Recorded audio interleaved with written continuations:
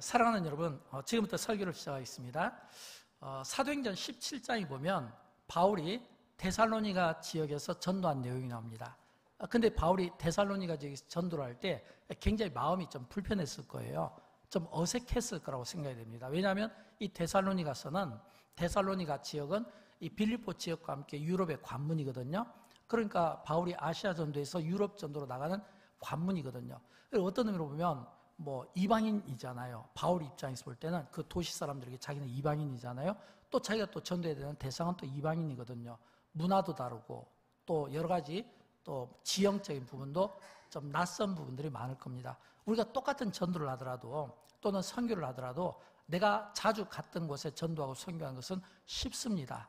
쉬워요. 예를 들어서 우리 지금 영광교회 우리 신동환 전도팀 전도특공대 이렇게 매일 이렇게 전도하시더라고요. 많은 전도 용품을 가지고 이렇게 승합차에 이렇게 또 가득 싣고 가는데 이분들에게 전도할 때 두려움이나 근심을 제가 찾아본 적이 없습니다. 왜냐하면 늘 가는 곳이잖아요. 만나는 분들이고 같은 코스고 그러니까 사실은 혼자 가도 그렇게 외롭지 않을 거라고 생각을 해요. 늘 같은 장소고. 근데 바울 입장은 달라요. 왜냐하면 이방 땅이잖아요. 모든 것들이 낯설 수밖에 없거든요. 자기를 바라보는 시선도 낯뜨거울 거예요. 그런데도 불구하고 이 바울이 이 데살로니가 그 도시에서 회당을 하나 빌려가지고 3주 동안 성경 공부를 한 거예요. 3주 동안. 근데 3주라는 이 시간이 사실은 가르치는 사람 입장에서 볼 때는 힘들 수 있지만 배우는 입장에서 볼 때는 그것도 기독교 초신자들이잖아요. 근데 또 이 사도행전 17장에 보면 이 바울에게 복음을 들은 사람이 누구냐면 유대인도 있고 이방인도 있고 또 헬라의 귀족들도 있고 이렇게 돼 있거든요. 그러니까 사실은 다양한 계층의 사람들에게 3주 동안 가르친 거예요. 근데 이 3주 동안에 가르친 이 결과가 사도행전 17장에 보면 너무 놀라 보여요. 거의 기적과 같은 수준이에요. 왜냐하면 3주 가르쳤는데도 불구하고 이 데살로니가에서 시작된 이 복음이 마게도냐 전역에, 그러니까 지금 우리가 지도를 보면 그리스를 이야기하는데 이 그리스 반도 그 전역에 이 작은 도시에서 시작된 이 성경 공부를 통한 이 전도가 막 폭발적인 열매를 맺게 되는 거예요. 그런데 우리가 알아야 돼요. 무엇을 알아야 되냐면 하나님의 성령이 강하게 역사하거나 복음이 강하게 역사하거나 뭔가 이렇게 막 성령 충만한 장소에는 반드시 대적자가 있다는 겁니다. 대적자가 있어요. 우리가 주일에 열심히 하고 성령 충만하면 또 악한 사단 마귀들이 또 주일을 하지 못하도록 막 방해할 거 아니에요. 예수님을 십자가에 유대인들이 막 못 박기 위해서 혈안이 되었던 것처럼 사도행전 17장에 보면 이 데살로니가에서 이 전도를 너무 열매가 막 눈앞에 드러나니까 이 유대인들이 막 굉장히 화가 난 거예요. 그래서 이 바울을 죽이려고 아주 막 그냥 막 결심을 한 거예요. 그래서 이 바울을 죽이기 위해서 막 쫓아다니니까 바울이 결국은 버티지 못하고 도망을 간 거예요. 제자들의 도움을 통해서 도망을 갔는데 이 바울이 다시는 데살로니가 도시를 들어가지 못한 겁니다. 이 말을 바꿔 이야기하면 다시는 들어올 수 없을 정도, 들어오면 죽인다는 그런 그 분위기 속에서 한쪽에는 전도가 이루어지지만 그런 한쪽에는 바울을 죽이려고 하니까 할 수 없어서 갈 수를 못한 거예요. 그래서 바울이 이 데살로니가와 어떻게 소통을 했냐면 편지로 소통을 한 거예요. 요즘 우리 대한민국이 참 기쁘죠. 보니까 우리 한국 사람들은 운동만 잘하는 줄 알았더니 책도 잘 쓰고 글도 잘 쓰고 요즘 이 글을 써서 막 큰 상들을 막 세계적으로 막 받아내잖아요. 바울도 그랬어요. 바울도 글을 잘 썼어요. 그러니까 이 바울의 글이 상대에게 막 심금을 울릴 수 있는 이런 이 주옥과 같은 글을 쓰면서 이 데살로니가 사람들과 소통을 하는데 그러면서 이 데살로니가 성도들의 그 삶에서 굉장히 감사를 얻게 된 거예요. 특별히 두 가지 감사를 얻게 된 거예요. 이 두 가지 감사가 뭐냐면 바울이 밖에 있었는데 가만히 들어보니까 첫 번째는 뭐냐면 그 모진 고난과 박해도 굴복당하지 않고 믿음을 지켜냈더라 이거예요. 그러니까 바울만 고난받은 게 아니라 바울이 가르치지 못하도록 전도하지 못하도록 한 것처럼 똑같이 유대인들이 예수 믿는 사람들 없고 고난과 박해했는데 바울은 어쩔 수 없이 도망갔지만 그러나 거기에 남은 사람들은 그것 때문에 굴복당하지 않고 자기 믿음을 지켜냈더라 이거예요. 그 다음에 두 번째는 어떤 일이 있었냐면 이 바울이 전한 복음이 데살로니가 성도들을 통해 마게도냐 전 지역까지 이 말은 이제 우리가 그냥 마게도냐지만 이게 마게랑 같지만 사실은 이렇게 생각해 주십시오. 이 마게도냐는 지금의 그리스 반도 전체를 이야기하거든요. 그러니까 상당히 유럽에서 굉장히 이 트르키 못지않게 굉장히 지역이 넓은 지역에, 그 넓은 지역에 믿음의 막 소문이 퍼져나갔는데 믿는 자들의 본이 된다는 거예요. 지난 금요일 날 저녁에 일본 선교사님이 오셔서 우리에게 선교복을 해주시는데 그분이 그렇게 이야기하더라고요. 목사님, 제가 너무 부끄럽습니다. 뭐가 그렇게 부끄럽냐고 물어보니까 이 일본에 지금 현재 우리 한국 선교사들이 11만 7천 명이 있답니다. 적은 수가 아니잖아요. 그런데 11만 7천 명의 선교사들이 나가 있지만 실제 일본에서 이 선교는 0.01% 이루어지고 있답니다. 너무 부끄럽고 너무 위축이 된다는 거예요. 고개를 들 수 없다는 거예요. 그런 이야기를 하시더라고요. 근데 제가 거기서 무슨 생각이냐면 그분이 그래요. 금요 철학기도 때 이야기하면서 이 11만 7천 명이 이 일본에 있는 이 인구를 한 명이 이렇게 그 모든 사람들에게 복음을 전하려면 한 사람이 보통 2만 명 정도를 감당을 해야 된다는 거예요. 2만 명 정도를 이 11만 7천 명이 2만 명씩 감당을 해야 일본 사람들이 복음을 전한다는 거예요. 그런데 여러분, 바울이 마게도냐 이 지역에, 그가 데살로니가에서 그 회당에서 가르친 3주 동안 배운 사람들이 그 전 지역에 나갔다고 생각해 주십시오. 지금은 뭐 비행기도 있고 자동차도 있고 다 있지만 그 당시는 고대 사회잖아요. 기껏해야 말 정도 아니면 그냥 이 배 정도인데 그걸 가지고 그 전 지역에 다녔다면 이 복음의 이 속도가 얼마나 빨랐고 일본을 복음화시키기 위해서 그 많은 선교사들이 필요한데 이 바울이 그 일행이 이걸 전했다고 하면 생각해 보십시오. 굉장히 귀한 일 아닙니까? 그러니까 기적 같은 일이 일어난 거예요. 그러니까 바울이 직접 가지는 못했지만 그런 소식을 막 들으니까 너무 기뻐가지고 그 기쁨과 감격 속에 그가 지금 오늘 이 편지를 써내려가고 있다는 겁니다. 우리 다시 한번 본문을 읽어보도록 할게요. 그 마음으로 다시 한번 읽습니다. 우리의 소망이나 기쁨이나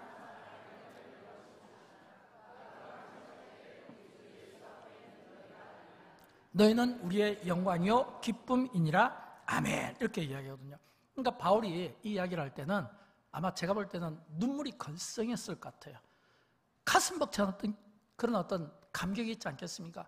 내가 가서 3주 동안 가르쳤는데 나에게 성경 공부 받고 제자 훈련 받은 사람들이 나가서 막 복음을 증가하는데 많은 복음의 열매, 구원의 열매가 있다고 생각하니까 이 바울이 너무 기뻐서 너희는 우리의 영광이요 기쁨이냐 이 이야기를 하는 겁니다. 근데 여기서 바울이 굉장히 중요한 한 단어를 우리에게 지금 강조하고 있어요. 그게 뭐냐면 그가 강림하실 때 이거거든요.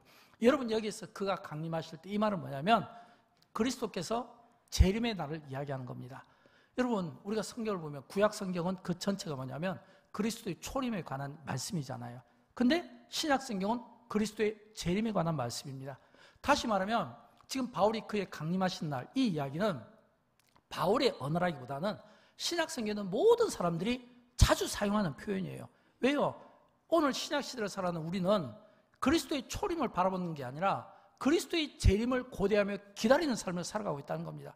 이게 신약 성경의 가장 중심적인 키워드가 되고 동시에 이 말씀은 성경에 곳곳에 나와 있는 거예요. 우리 같이 대표적으로 사도행전 1장 11절과 요한계시록 22장 20절을 보면 지금 이 그리스도의 강림을 어떻게 표현하고 있는지 우리 같이 읽어보도록 할까요?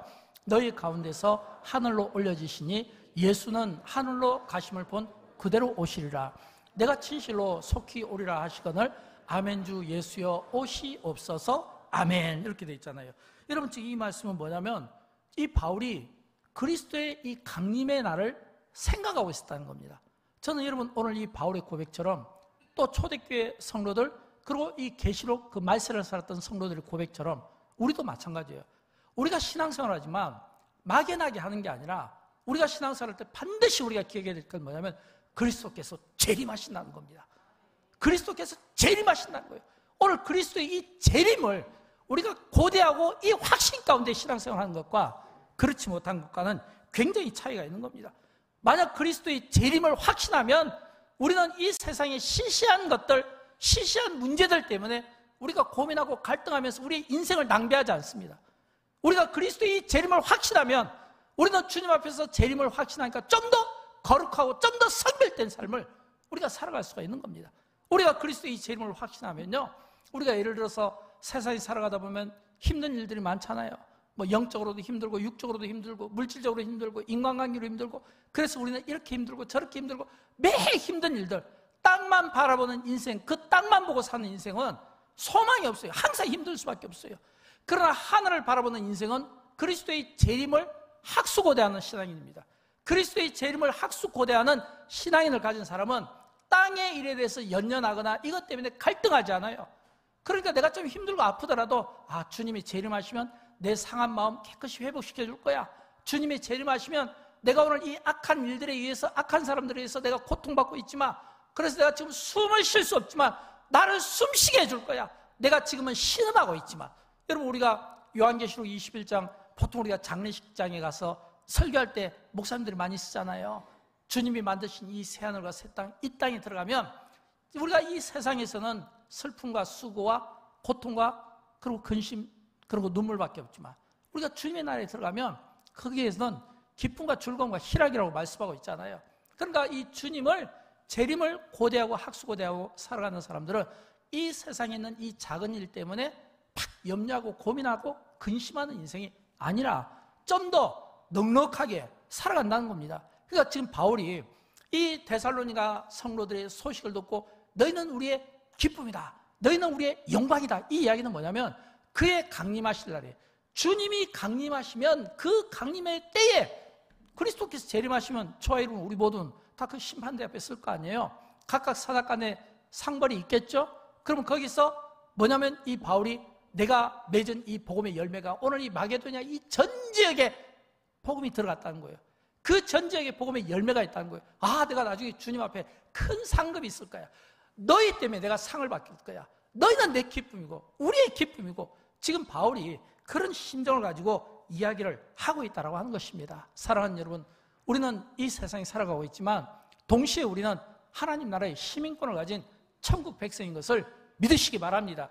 비록 우리가 이 세상에 살아가면서 좀 힘들고 거친 그런 어떤 삶을 살아간다 할지라도, 그러나 우리를 위하여 예비하신 주님, 우리를 위하여 준비하신 이 본향에 들어갈 때는 모든 이 땅에서 이 수고와 슬픔이 다 주님 앞에서 위로받고 이제는 주님이 우리에게 주시는 참된 안식을 경험하게 된다는 거예요.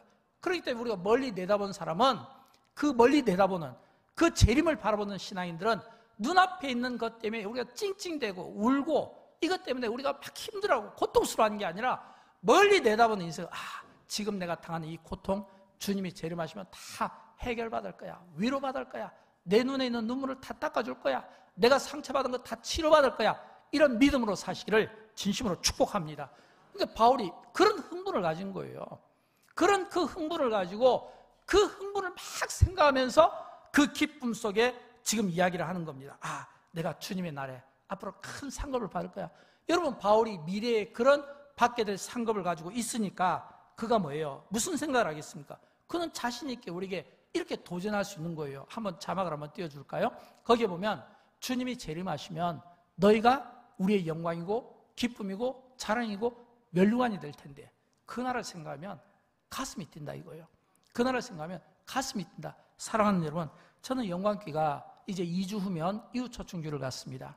저는 2주 후에 이웃초청주를 가질 때 막 가슴이 뛰는, 내가 이 영광교회 이 이웃초청주를 통해서 또 한 번 영광스러운 일들, 많은 구원이 이루어지고 많은 분들이 회심하고 주께로 돌아오는 거룩한 은혜의 그 역사 앞에서 그들을 바라보며 우리의 수고가 영광이고 기쁨이고 자랑이고 멸류관이 될 텐데, 이걸 생각하면 막 흥분이 됐으면 좋겠어요. 근데 여러분 아십니까? 이런 이 흥분을 이 바울이 지금 가지고 있는데 이게 바울만의 흥분이 되면 안 되겠죠. 우리에게도 이런 흥분이 필요하지 않을까요? 저는 바울의 흥분이 우리에게도 동일하게 이런 흥분들이 있었으면 좋겠고요. 이런 흥분이 있을 때 우리는 전도에 힘을 내는 겁니다. 똑같이 전도를 하더라도 구원에 대한 확신, 영생에 대한 확신, 그리고 내가 그리스도의 이 재림에 대한 확신, 천국에 들어간다는 확신, 이 확신을 가진 분과 그렇지 못한 분과 전도하면 차이가 있지 않겠습니까?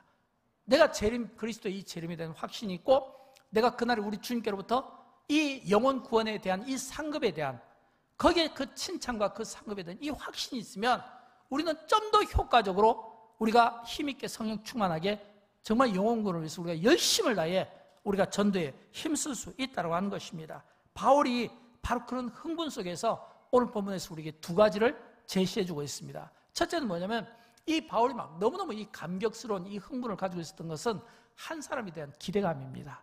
한 사람에 대한 기대감. 여러분, 바울이 그가 데살로니가에서 성경 공부할 때 거기에 있던 사람들은 평범한 사람들이었을 겁니다. 평범한 이방인, 아니면 평범한 유대인, 아니면 헬라의 어느 분들이었을 거예요. 우리가 전도할 때 그러잖아요. 여러분, 우리가 전도할 때 예를 들어서 옆집 아주머니 또는 아저씨 또는 지인들 또는 친구들, 여러분이 생각할 때 객관적으로 보면 주관적으로 생각하면 평범하지 않습니까? 우리가 생각할 때는 에이, 내가 누구 데려왔는데 그냥 평범한 분이야, 이렇게 생각할 수 있거든요. 그런데 여러분, 이걸 아셔야 돼요. 내가 평범하게 생각하는 그 어떤 분, 나의 어떤 친분관계나 또는 전도지를 통해서 그분이 오시잖아요. 근데 나는 평범하게 생각하는 그 한 사람이지만 하나님이 보실 때는 달라요. 왜요? 하나님이 보실 때 그 한 사람, 내가 평범하게 그냥 생각되는 그 사람이, 하나님께서는 그 한 사람의 그 영혼이 구원받기 위해서 창세전부터 하나님께서는 그의 구원을 택하시고 자녀로 삼아주시고 구원받기로 작정하시고, 그리고 하나님의 예정 가운데 영광교회를 통해서, 영광교회 성도를 통해서, 그 누군가의 그 전도를 통해서, 여러분을 통해서 그 사람이 이 자리에 오게 되었다는 겁니다. 그렇다면 여러분, 결코 이거는 뭐냐면 이 한 사람의 이 기대가 평범하면 안 되잖아요. 우리가 평범하지만 평범하게 생각하는 그 한 사람이 주님이 보실 때는 그 한 사람이 너무너무 가치가 있다는 것을 우리가 기억하고, 저는 전도에 힘쓰기를 주님의 이름으로 축원드립니다. 영광교회가 222명이잖아요. 여러분, 이렇게 이 주보를 가지고 와서 여러분 가운데 태신자 정하신 분이 있다면 그 태신자 정한 분에게 한번 보여주세요. 형제님, 여기 보세요. 여기 보면 지금 영광교회에서 이웃 초청주를 준비하는데 그 태신자 명단에 형제님, 자매님 이름이 들어있어요. 이 이름은 그냥 넣은 게 아니라 이 이름을 넣어서, 이거 진짜 영광스러운 일입니다. 영광교회, 그 영광스러운 그 교회 그 주보에 지금 형제, 자매님이 이름이 들어가 있다니까요. 우리 담임 목사님이 기도해 주실 것이고, 교육자들이 기도해 주실 것이고, 장로님들이 기도해 주실 것이고, 많은 기도의 동역자들이 기도해 주실 것이고, 저녁마다 구역에서 릴레이 기도해 주실 것이고, 또 특세 때 또 놓고 또 기도해 주실 것이고, 기도의 향단에 지금 형제님, 자매님의 이름이 올라왔어요. 얼마나 영광스러운 일입니까? 이런 이야기를 해줄 수 있어야 돼요. 그러면 여러분, 이런 이야기는 어떻게 할까요? 보통은 부끄러워서 못해요. 누가 할까요? 그리스도께서 재림하시는, 재림에 대한 확신과 강림하실 때 받게 될 그 엄청난 그 상급을 기대하고 미리 내다보며 미리 기뻐하고 미리 즐거워하는 사람은 그렇게 할 수가 있는 거예요. 저는 그런 의미에서 정말 한 사람에 대한 이 소중함을 이웃 초청기를 통해서 다시 한번 확인하고, 그 한 사람을 통해서 내가 그를 전담으로 말미암아 훗날 우리가 주님 앞에 섰을 때 그 한 사람 때문에 칭찬과 상급이 여러분 모두에게 있게 되기를 주님의 이름으로 축원드립니다. 그 다음에 두 번째는요, 또 하나가 있어요.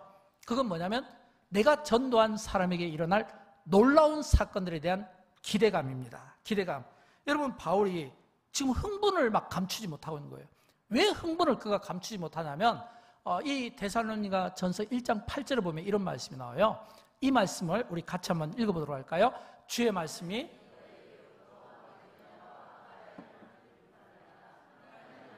너희 믿음의 소문이 각처에 퍼졌으므로 아멘. 여기 보면 이 데살로니가서 1장 8절은 우리가 읽었던 2장보다 더 지명이 많이 나와요. 마게도냐가 나오잖아요. 아가야가 나오잖아요.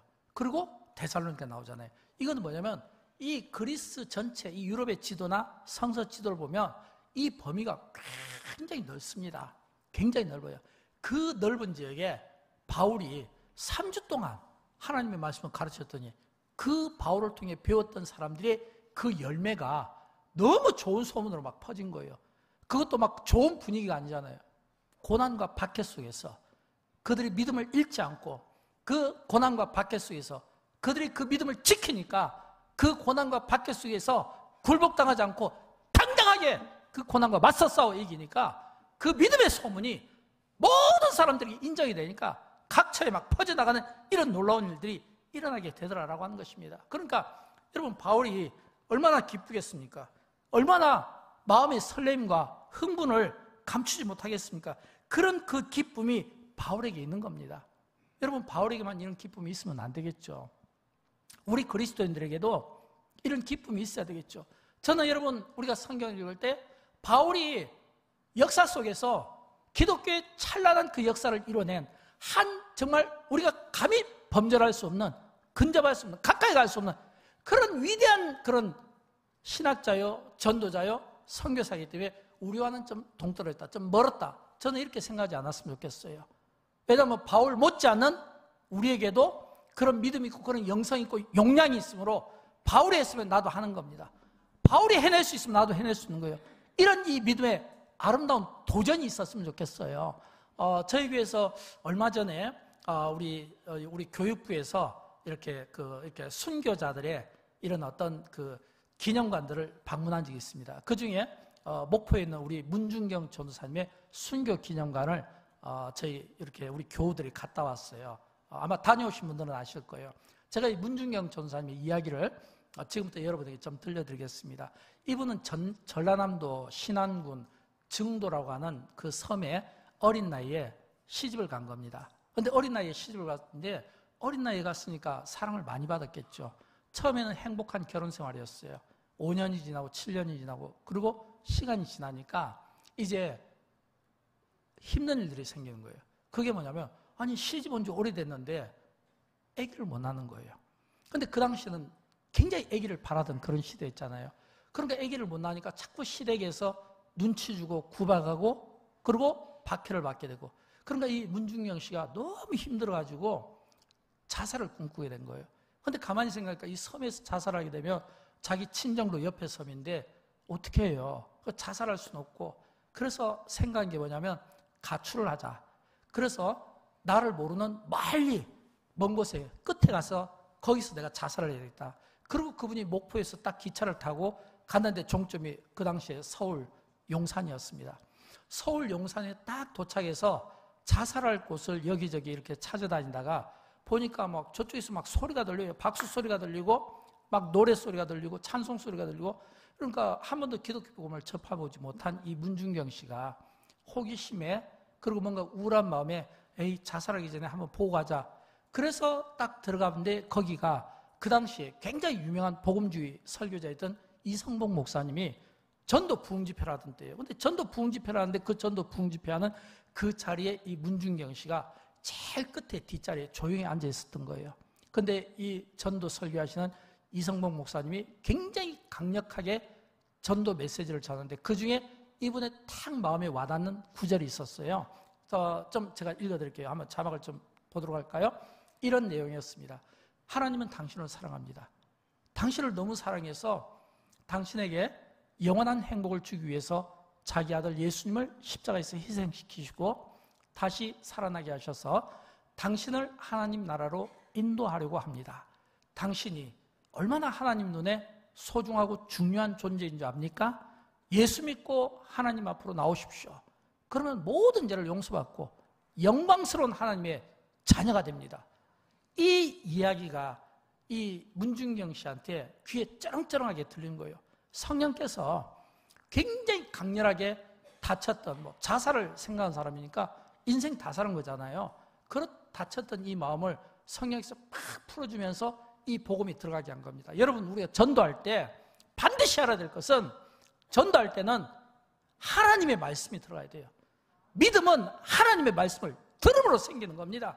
우리가 다른 것으로 전도하는 게 아니에요.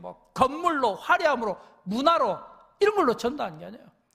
어떤 인간관계로. 전도는요 반드시 하나님의 말씀이 필요해요. 하나님이 당신을 사랑하십니다.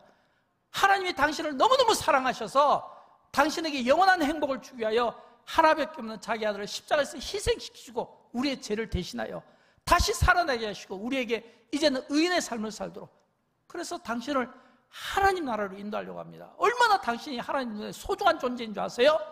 하나님 앞으로 나오세요. 예수를 믿으세요. 이게 전도예요. 이게 우리가 전도를 할 때는 보통 우리는 여러 어떤 미사 여구를 쓰는 경우가 많지만 실제 영혼을 구원하고 그 영혼을 살리고 그 영혼이 진짜 생명을 주기 위해서는 반드시 복음이 들어가야 되는 거예요. 그러니까 이 복음을 이 문중경 씨가 받으니까 이 말씀이 탁 성령께서 강하게 역사하니까 막 계속 대책임질하는 거예요. 무엇을? 아니 나같이 아이도 낳지 못하는 자가 나같이 시댁에서 구박받는 자가 나같이 이렇게 못난 여자가 자살을 꿈꾸려고 동네 창피해서 서울 멀리까지 여기까지 나 같은 사람도 하나님이 사랑하셔? 진짜 하나님이 나를 사랑하시는 게 맞아? 정말 내가 하나님의 사랑을 받을 만한 자격이 있는 여자야? 이걸 계속 문중경 씨가 자기 마음속에 놓고 자기가 스스로 자기에게 질문하고 답을 하는 거예요. 그러면서 이 말씀이 되새김질하면서 믿음이 생긴 거예요. 그래서 믿음은 하나님의 말씀을 들음으로 생긴다라고 하는 것입니다. 그러니까 이 문중경 씨가 이 하나님의 말씀이 자기에게 딱 와닿으면서 계속 이게 뭐냐면 믿어지니까 딱 그때 이제 그는 완전히 거듭난 거예요. 새 사람으로, 새 생명으로 거듭난 거예요. 그래서 이 문중경 씨가 다시 가자, 고향으로. 근데 도저히 섬으로는 못 들어와 있고 목포까지 왔어요. 목포에 와서 신학교 다니면서 열심히 전도자의 삶을 삽니다. 근데 전도자의 삶을 사는데 막 전도를 하니까 이 여인에게 굉장히 하나님께서 강한 은혜를 주신 것 같아요. 열매가 있거든요. 내가 전도하니까 사람들이 열매가 있어요. 회심의 열매가 있어요. 그러니까 문중경 씨가 무엇을 생각하냐면 시댁을 생각한 거예요. 믿지 않는 시댁, 자기에게 박해를 주고 자기에게 온갖 수모와 모욕감을 주었던 그 시댁의 그 구원을 위해서 이제 다시 신앙군 증도라고 하는 섬으로 들어가기를 결심한 거예요. 여러분, 섬에서 가출한 여자입니다. 그것도 새댁이에요. 그것도 죽으려고 가출했어요. 이런 여인이 다시금 그 섬으로 들어가면 환영받을 수 있습니까? 환영 못 받죠. 어디에서 그 여인이 환영을 받겠습니까? 그럼에도 불구하고 하나님께서 담대함을 주시니까 들어가게 되더라는 거예요. 그래서 그 담대함을 가지고 딱 들어가서 딱 복음을 전하려고 하는데 본인도 좀 어색했던지 이제 찬송을 부른 거예요. 계속 뭐 예수 사랑하시면 날 사랑하심을 계속 찬송 부르고 복음을 전하니까 사람들이, 왜냐하면 이 섬이니까 볼 거리가 없잖아요. 딱히 구경거리가 없는데 한 젊은 여성이 와서 막 뭘 이렇게 찬송하고 뭔가 메시지를 전하는데 한 번도 복음을 경험해보지 못한 그분들이 딱 가서 무슨 이야기 하는가 보니까 이거 가출한 여자네요.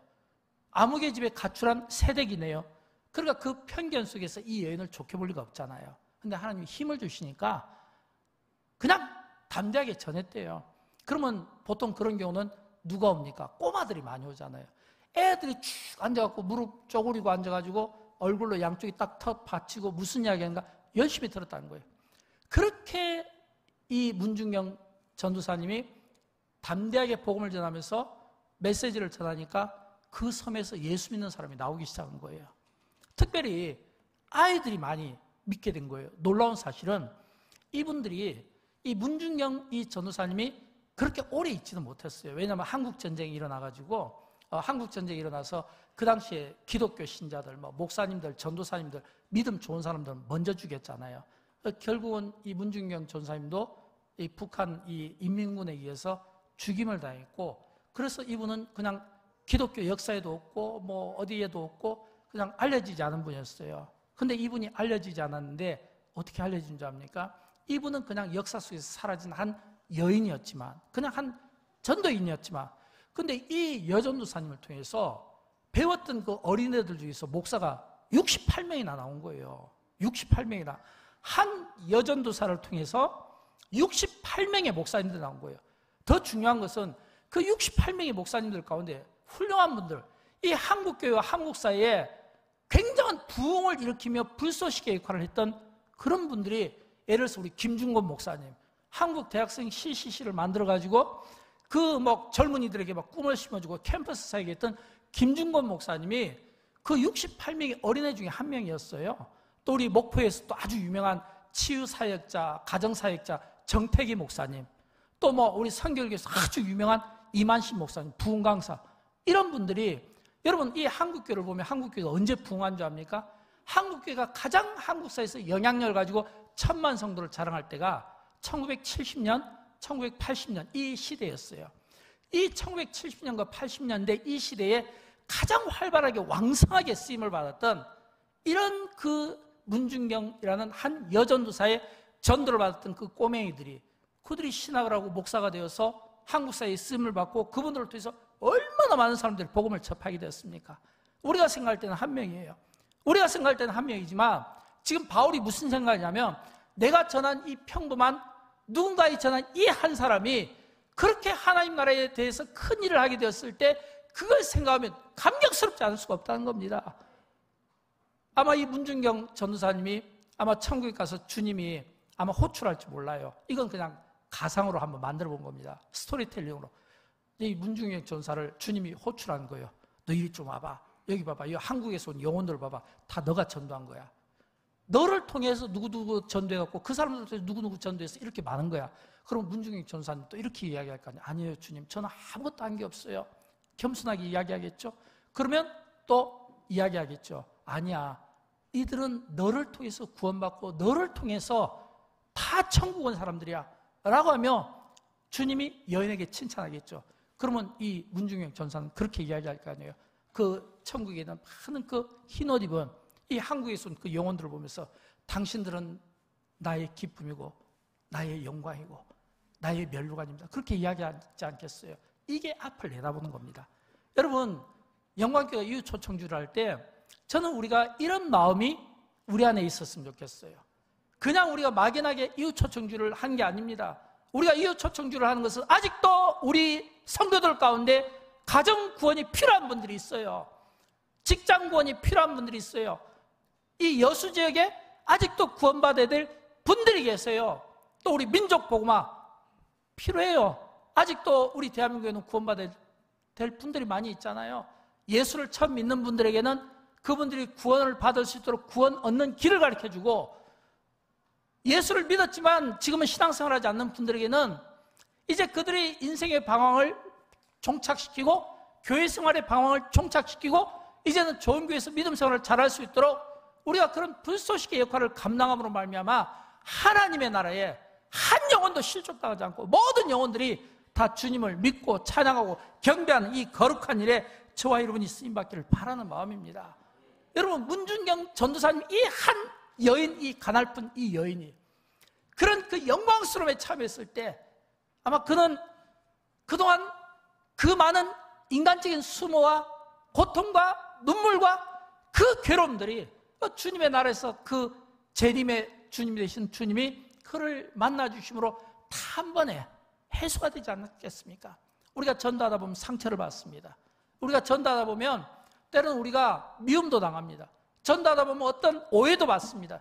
그런 것들이 굉장히 많을 텐데 그날에 우리 주님 앞에 가면 전부 그런 것들이 다 치유받고 용서받고 회복되고 격려해 주시고 칭찬하시는 그 주님의 그 음성을 우리가 듣게 될 거다라고 하는 것입니다. 저는 영광교회가 이웃 초청주를 할 때 우리가 전도한 사람 가운데 이런 문중경 전도사와 같은 제2의 문중경 전도사, 제3의 문중경 전도사와 같은 분들이 많이 나왔으면 좋겠어요.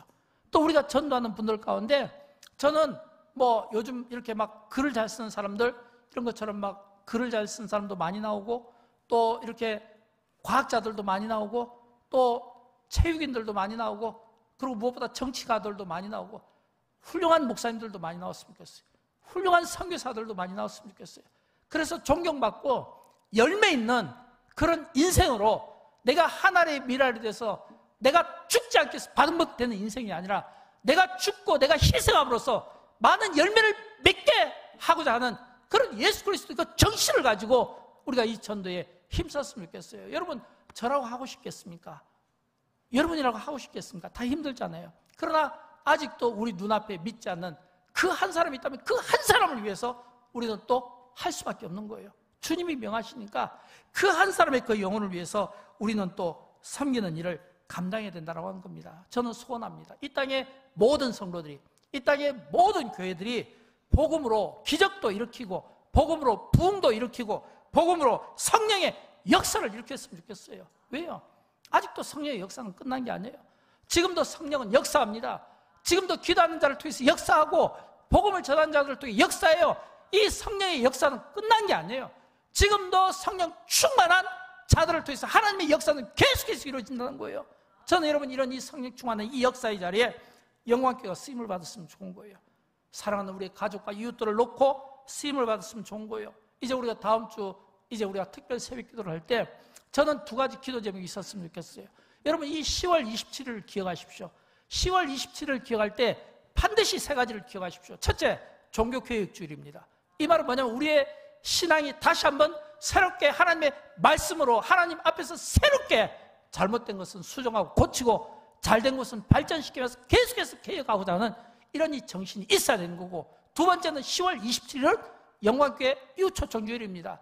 이날에 많은 구원의 역사가 나타날 수 있도록 모든 성도들을 격려하고 축복하며 모든 성도들이 힘을 내어서 참 많은 성도들이 주님께로 오고 또 주님 앞에서 구원받고 영생받는 다 천국 백성으로 삼는 이 귀한 일에 저와 여러분이 아름답게 쓰임받아야 됩니다. 그리고 마지막 세 번째는 이 10월 27일은 제가 지난주에 설교했잖아요.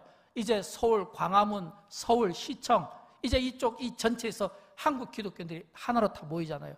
모처럼 한국교회가 하나된 생각을 가지고 동일한 이런 어떤 결의를 가지고 이 한국교회가 일치된 이 생각을 가지고 이제 동성애라든지 또는 어떤 종교 다원주의와 영적 대결을 벌이는 거예요. 영적 대결. 저는 여러분 이 영적 대결을 벌이는, 그래서 이게 진짜 우리 기독교인들이 이제 할 수 있는 마지막 방법은 기도밖에 없습니다.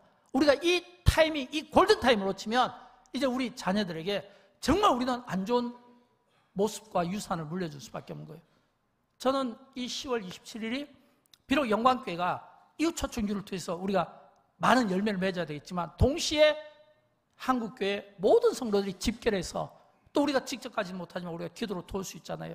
그래서 이번에 이 기도할 때 저는 한국에 아직도 바알에게 무릎 꿇지 않은 7천 명이 아니라 7만 명, 70만 명, 700만 명이 있다는 것을 우리가 믿음으로 보여줄 수 있는 기도의 소를 들 수 있기를 주님의 이름으로 축원드립니다. 전도로 우리가 하나님 앞에 영광을 올려드려야 되잖아요. 어떻게 해요? 여러분 한 영혼이 천하보다 귀한 거예요. 여러분이 두 영혼을 전도하면 천하를 2개 얻은 거예요. 3명을 전도하면 3개를 얻은 겁니다.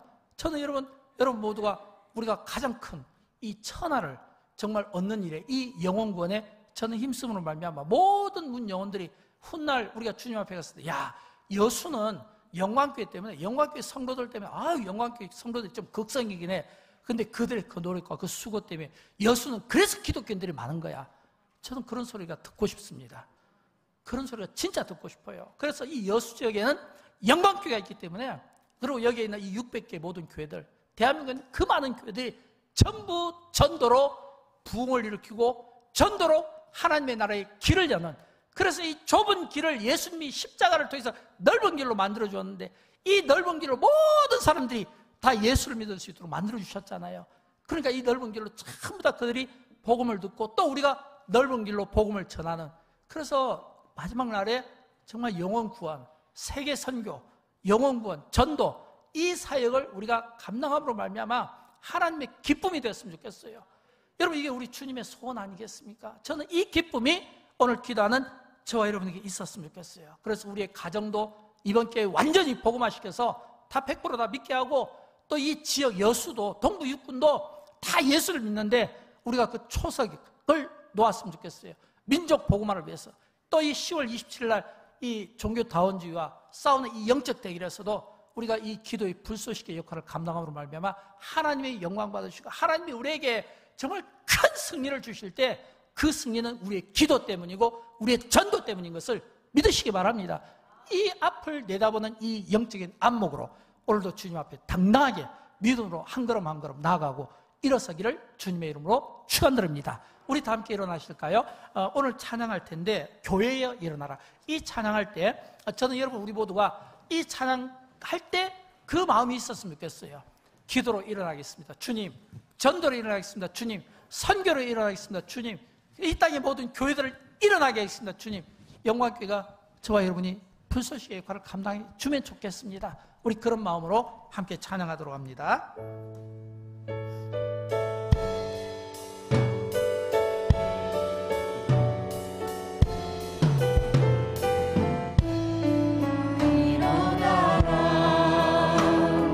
주께서 부르시니 두려움과 심에 내려놓고 교회여 일어나라. 교회여 일어나라. 교회여 일어나라. 주께서 보내시니